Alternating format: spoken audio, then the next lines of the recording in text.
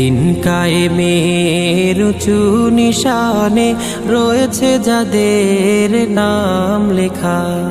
দিন কায়েমের উঁচু নিশানে রয়েছে যাদের নাম লেখা।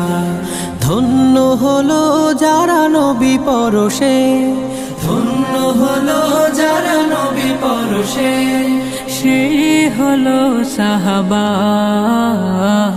আসসালাম আসসালাম আসসালাম